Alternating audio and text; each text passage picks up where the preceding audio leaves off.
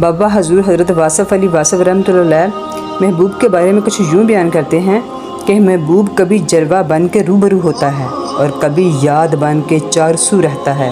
محبوب جدا ہو کر بھی جدا نہیں ہوتا، وہ مر کے بھی نہیں مرتا، وہ محب کی آنکھ میں رہتا ہے۔ آنکھ سے اوجھل ہو تو دل میں ابستا ہے۔ محبوب ختم نہیں ہوتا، غالب نہیں ہوتا، یعنی غائب نہیں ہوتا، وہ کبھی بھی عدم نہیں ہوتا۔ دنیا کی رونقیں محبوب کے دم سے ہیں۔ انسان اپنی زندگی کو محبوب کی خوشبو اور خوشنودی کے لیے وقف کر دیتا ہے۔ انسان تو انسان، کائنات کی سب مخلوق اپنے محبوب کے لیے سرگردہ ہے۔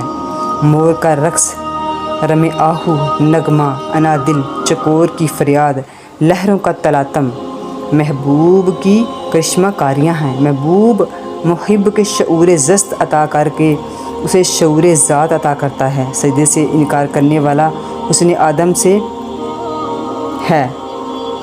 خبر ابلیس محبوب سے محروم تھا، یعنی ابلیس جو تھا وہ محبوب کی محبت سے محروم تھا۔ وہ رحمت سے مایوس ہوا، مردود قرار دیا گیا۔ ابلیس کا معبود تو تھا، محبوب کوئی نہیں تھا۔ لعین ہونے کے لیے اتنا ہی کافی نہیں ہے کہ انسان کی محبت کے بغیر خدا کا سجدہ انا کا سجدہ ہے۔ خدا انسان سے محبت کرتا ہے اور ابلیس اس کے چیلے انسان کی محبت نہیں کرتے۔ کیسے کر سکتے ہیں؟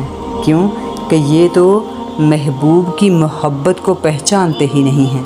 محبوب اللہ تعالیٰ آقا صلی اللہ علیہ وسلم کا، آقا صلی اللہ علیہ وسلم اللہ تعالیٰ کے محبوب ہیں، تو جب تک حضور نبی کریم صلی اللہ علیہ وسلم کی اطاعت نہیں کریں گے، دنیا میں اتنے مذاہب ہیں، سب اس دائرہ اسلام سے خارج کیوں ہیں؟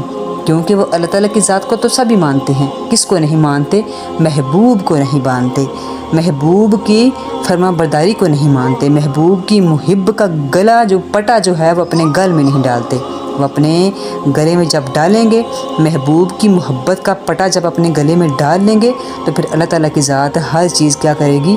ہمارے لیے آسان کر دے گی۔